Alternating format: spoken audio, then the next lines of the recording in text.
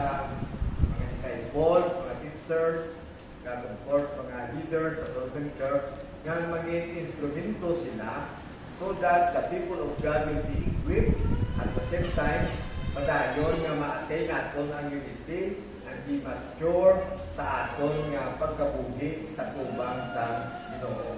So, amo na ang design ni Ginoo sa aton nga iya nga makanakan that He is such a faithful God that even the leaders or the appointed people for to become instruments so that we can work together, learn from them, the mga pastors and mga elders, so that each one, because you belong to a church or God's church, you will be better kapag padayon ka sa pag-grow, to be mature sa tubang sa aton nga Ginoo. Pero of course, ni sa tanan diya sa Ginoo, wala question ang aton nga justification. We are now justified in Christ. We are righteous as far as God will look at us. It is a kind of purification. As in, wala kita sala, as in righteous kita, it's because of the death of Christ or imputed righteousness of Jesus Christ. Bali, sa tanay, sa Teriatin faith, may kalimutan as we continue to walk by first to mark is we are firmly rooted. We are firmly rooted.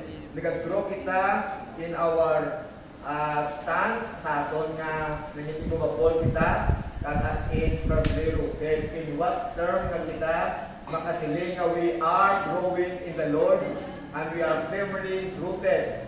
Our passage says that a mature Christian or a growing Christian is growing in doctrine. We grow in doctrine or we grow in God's Word. Nagatubo kita. What does it say?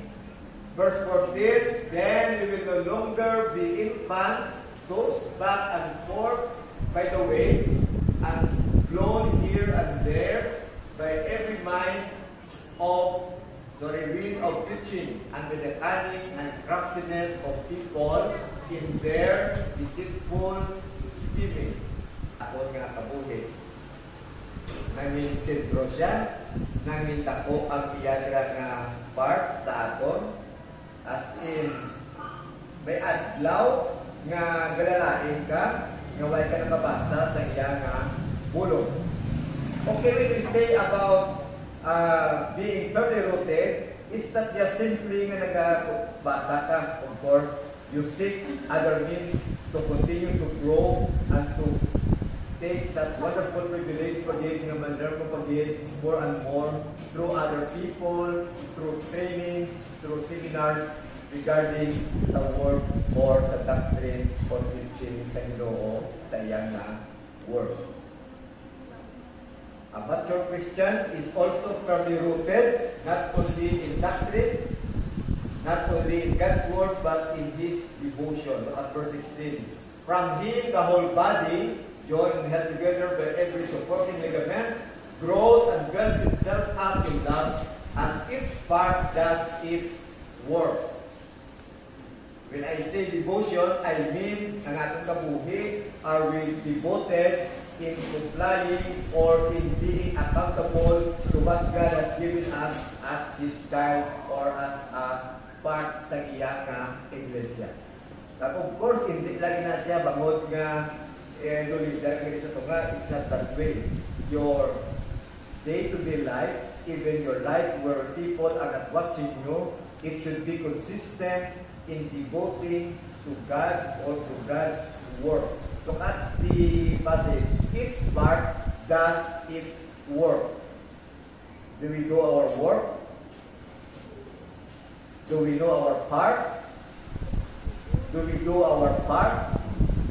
Do we devote ourselves as part of the body of Christ? Okay? Why man ako nagpahayag or it does not necessarily mean nga dapat manililig na po simbahan. Of course, may mga gift na Ginoo ginhatag sa aton.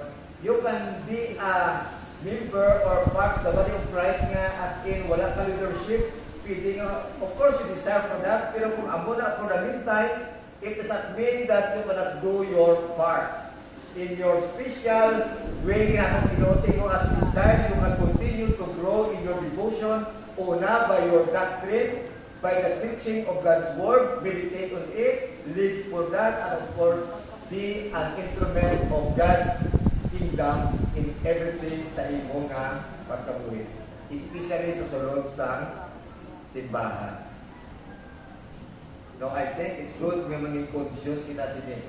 Okay? Next, nga mag-notice natin sa nagamature nga Kristohanon. He is ang akon na phrase gigamit, firmly renounce. Ang ano ang firmly renounce niya. Okay? Firman siya to renounce, of course, some evil desires. What does it mean? Why siya nagasagad sa entertain sa mga desire ng mga against sa Ginoo? And of course, initial will continue to be strong if you are firmly rooted in doctrine or in God's Word. Naributan kita sa mga pangginawi in which we can be influenced or ina-persuade kita to do things that is against God or evil things. Mga butang na makapasubo sa Ginoo o kung makapasubo sa balaan nga is why ka na nag-upot? You are rather a person that daily nag-inaway, nag-battle ka, nag-struggle ka sa mga sala nga as in nag-padayon man sa pag-tempt sa imo. So you are being separated. Ginseparate ka sa Ginoo. So as in you are a person or a believer nga kung sa diin may distinction ka na. Ngayon, hindi ka na ma-identify sa mga tao na nagahimong sa wickedness, but rather, you become a person na nakikita nila because you are now a new person, a new creation, that ang Ginoo, of course, as in, that is what He wanted for us to renounce, to reject the evil things sa atong pagkabuhi, and this becomes a picture that we are growing in the Lord. Hindi man na sila nga mag-perfect o probably sila nga perfect na sila limutan. I am not saying that we can perfectly be mature, mga utod sa Ginoo, no. Pero as we are in the Lord, we are being given some privilege to grow by His grace and of course by His sanctification nga ginahatag sa aton. Why ko siya nagka-design dito? Why ko siya nagka-palapit? Nagkakaaging na siya sa mga butang nga hindi gusto sa Ginoo. Okay? So, be a person, be a child of God, na conscious ka, ginarenounce ko bala ang mga evil things sa mga pagkabuhi? Ginarenounce ko bala ang mga sala sa atubang nakon? O ginapalapitan ko pagid kag-as-in nag-enjoy pagid ako sa sini nga mga hindi gusto sa Ginoo nga mga Ginoo. Ang nag-grow sa Ginoo, of course, you are growing in your desire to worship the Lord, to obey Him. Pero you are also nagalayo, nag-kaakig sa mga ilimuon nga iyasan. You are to go near to a clean one or to God. So, to be made new in attitude of your mind and to put on the new self, created to be like God in true righteousness and holiness. Ang desisyon mo, nakasandig kung ano ang pagkilala mo sa Ginoo. Ang mga gusto mo sa kabuhi, as in connected kung ano ka ka-close sa Ginoo. Nag-grow ka sa sina. Nag-desire ka. Nagka-interest ka about mga godly things, things that are above, things that are spiritual, things that can please and honor God. You grow in that. So ang imong kabuhi, you are growing, nag-reflect ang pagka